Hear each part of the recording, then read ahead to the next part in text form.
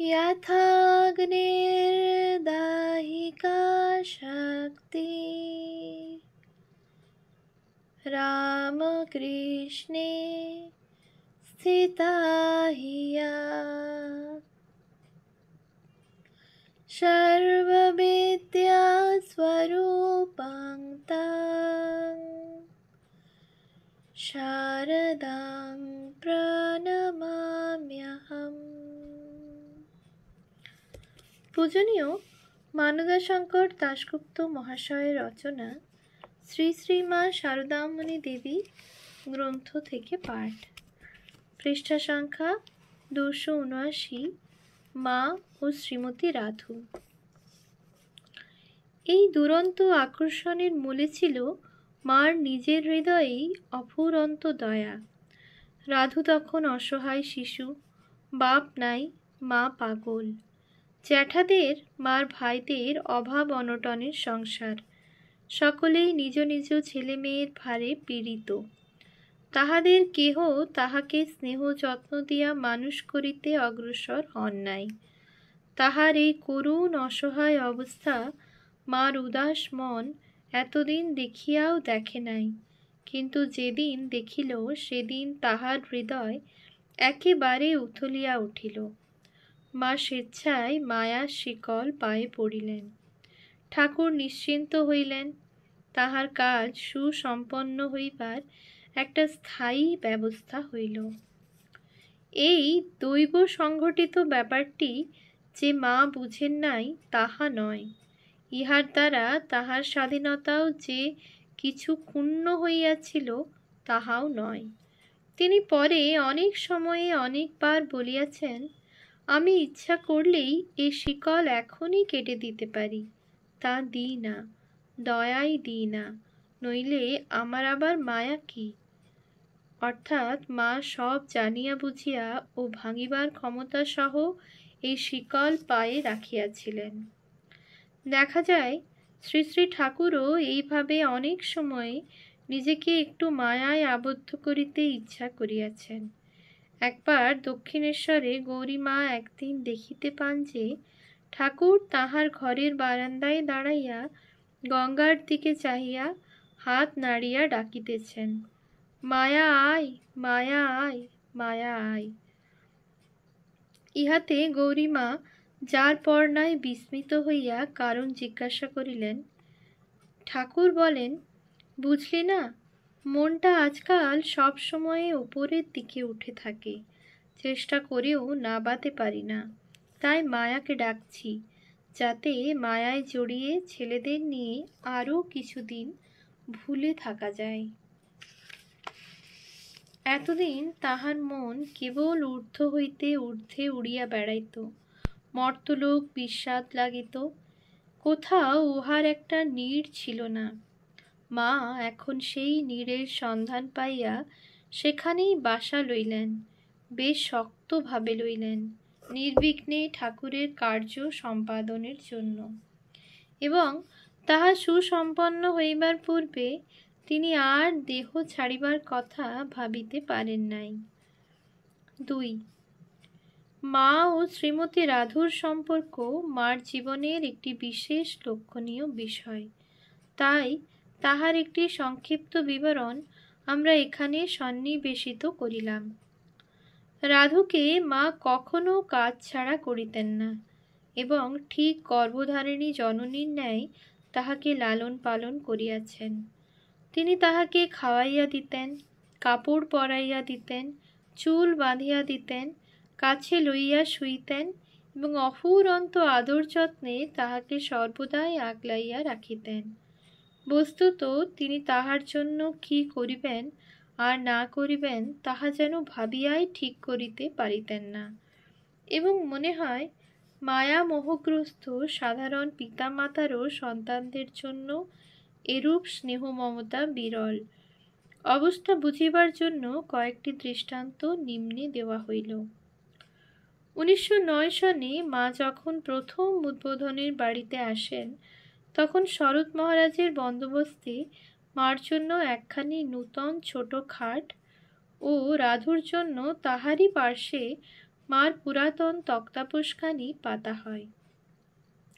মা মাত্র এক রাত্রি ওই খাটে শুইয়াই বলেন, আমার খাটে শোয়া হবে না, রাধি আমাকে ছেড়ে শুতে পারে না, আমিও রাধিকে ছেড়ে থাকতে পারি না, খাটখানা সরিয়ে ফেলো, আমরা পুরানো তক্তাপোশেই শোব। এবং শেষে তাহাই করা হয়। আর একটি ঘটনা শ্রীযুত অক্ষয় চৈতন্য মহারাজের সংগৃহীত এইরূপ। সিস্টার নিবেদিতা রাধুকে অনেকগুলি ফ্রক তৈয়ারি করিয়া দিয়াছিলেন।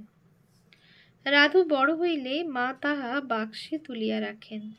রাধুর ছেলে হইলে সে পরিবে এই উদ্দেশ্যে। মাকুর মার অপর এক ভাইঝি ছেলে হইলে 1916 গোলাপমা ও গণের মহারাজ ওই ফ্রকগুলি তাহাকে দিবার জন্য মাকে বলেন, কিন্তু মা তাহা দেন না। অবশ্য ইহার হয়তো অপর একটি বড় হেতুও ছিল।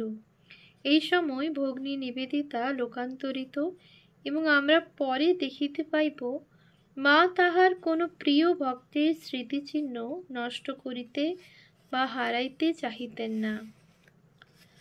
যাহা হোক, রাধুর স্বাস্থ্য ভালো ছিল না, এবং সে প্রায় আজীবন সমানভাবে নানা অসুখ বিসুখে ভুগিয়াছে। অসুখ একটু বেশি হইলেই মার উৎকণ্ঠার আর সীমা থাকিত না। তখন তিনি যত্নের সহিত তাহার সকল রকম চিকিৎসা তো করাইয়াছেনই, তাহা ছাড়া ওই সঙ্গে সর্বপ্রকার দৈব প্রতিকারেরও শরণাপন্ন হইয়াছেন। রাধুর 2 পাঁজরার নিচে একটা বেদনা উঠিত। একদিন উদ্বোধনের বাড়িতে মা তাহাকে ওই জন্য সেঁক দিতেছিলেন। এমন সময়ে একটি স্ত্রী ভক্ত আসিলে তিনি বলেন, রাধুর সেই ব্যথা ধরেছে মা, দেখো না, ছেলে আমার সারা হয়ে গেল, পোড়া ব্যথা কোথা থেকে এলো? এত দেখানো হচ্ছে, কত ঠাকুরের মানসিক করেছি, কেউ শোনে না গা।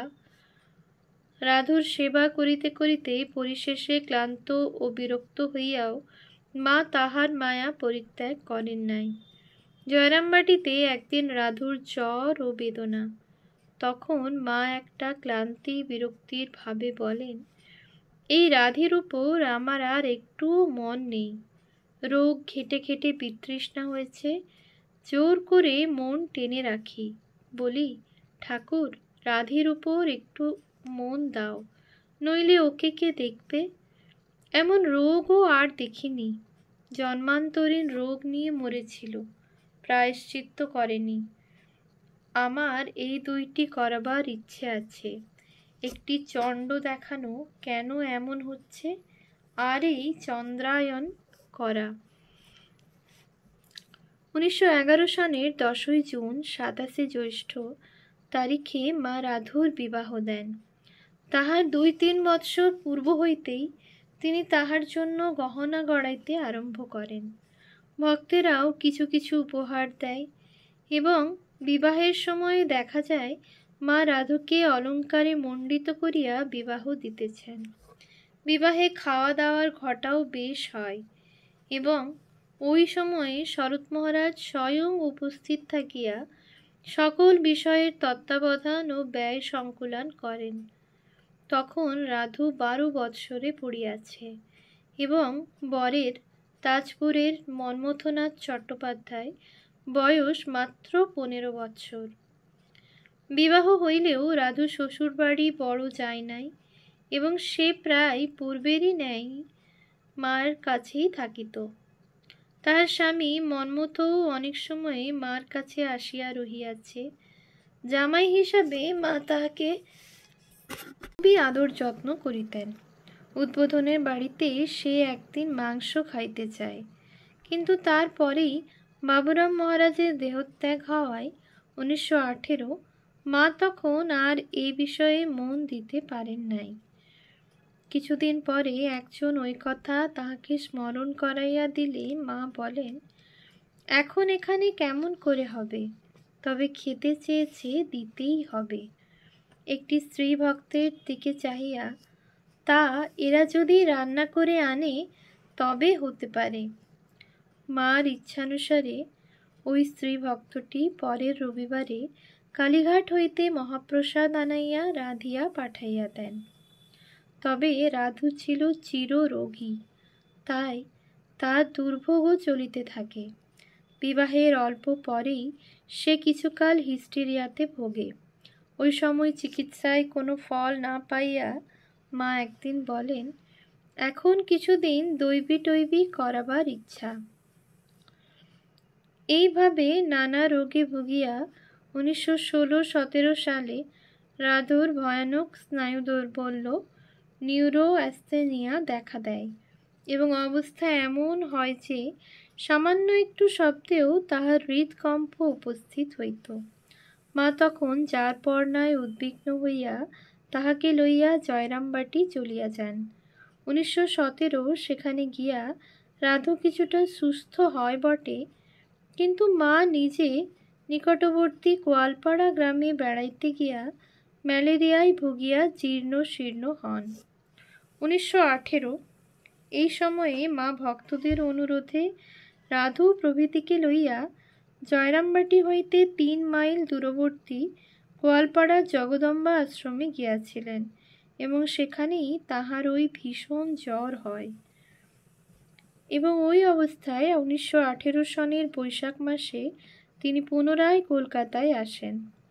ওই সনেই রাধু অন্তঃসত্ত্বা হয় এবং তাহার পুরাতন স্নায়ু দৌর্বল্য আবার অতি মাত্রায় বাড়িয়া যায়। উদ্বোধনের বাড়ির গোলমাল সহ্য হয় না বলিয়া মা এই সময় তাহাকে লইয়া কিছুদিন নিবেদিতা স্কুলের বোর্ডিং বাড়িতে গিয়া থাকেন। তিনি তখন দুর্ভাবনায় যারপরনায় অস্থির এবং একদিন বলেন, তাই তো, একে নিয়ে কোথায় যায়? দেশে নির্জন হলেও ডাক্তার কবিরাজের তো তেমন সুবিধা নেই। যাহা হোক, মা পরিশেষে ঠাকুরের উপর নির্ভর করিয়া রাধুকে লইয়া কোয়ালপাড়ায় আসেন ও সেখানে প্রায় 6 মাস কাল 1917 মাঘ হইতে 4 শ্রাবণ থাকেন। সেখানকার এই সময়ের অবস্থার বিবরণ একজন সেবক এইভাবে দিয়েছেন। মা রাধুকে লইয়া কোয়ালপাড়ায় আছেন, সেবার রাধুর সন্তান হইবে। সে তখন উন্মাদের মতো। মার সর্বদাই ভাবনা, কি করিয়া রাধু নির্বিঘ্নে এই বিপদ উত্তীর্ণ হইবে। সেই জন্য কত দেবদেবীকে মানত এবং কাতরভাবে প্রার্থনা করিতেছেন। একজন সেবিকা লিখিয়াছে, রাধু বায়ুরোগে পাগলের মতন হইয়া কোয়ালপাড়ায় আছে। অনেক সময় মা তাহাকে খাওয়াইতেন। সে মুখে খাবার লইয়া প্রায়ই মার গায়ে ফেলিয়া দিত। ইহাতে মা একদিন বিরক্ত হইয়া ওই সেবিকাটিকে বলেন, এরা আমাকে জ্বালিয়ে খেলে মা। এবার রাধুকে কোনো রকমে ঠাকুর ভালো করে দিলে আর নয়। এই সময়েই অন্য একটি সেবককে মা আর একদিন বলেন, এখন পড়েছি রাধুর জন্যে এই কষ্টে। জঙ্গলে তোমাদের নিয়ে বসে আছি, ধর্ম কর্ম জপ তপ সব গেল। এখন তার কৃপায় ভালোই ভালোই উদ্ধার হলে হয়। প্রসবের অনেক দিন পূর্বেই রাধু শয্যাশায়িনী হইয়া পড়ে। তথাপি সম্ভবত মায়েরই কৃপায় ওই কঠিন জটিল অবস্থাতেই তাহার নির্বিঘ্নে সুখপ্রসব হয়। 1326 সালের 24 বৈশাখ, ইংরাজি 1919। উপস্থিত ডাক্তার স্বামী মহেশ্বরানন্দ বৈকুণ্ঠ মহারাজ বলিয়াছেন, দীর্ঘকাল চিকিৎসাশাস্ত্র পড়িয়া ও চিকিৎসা করিয়া আমাদের যে অভিজ্ঞতা আছে তাহাতে এরূপ হওয়া অসম্ভব। ডাক্তার আনাইবার পূর্বে মা একটি ভক্তকে ইন্দুভূষণ সেনগুপ্ত বলিয়াছিলেন, কুকুর শেয়াল যারা বনে থাকে তাদের কি আর প্রসব হয় না? কে দেখে? ঠাকুরই দেখবেন। ওম শান্তি শান্তি শান্তি। হরি ওম তৎসৎ। শ্রীরামকৃষ্ণার্পণমস্তু।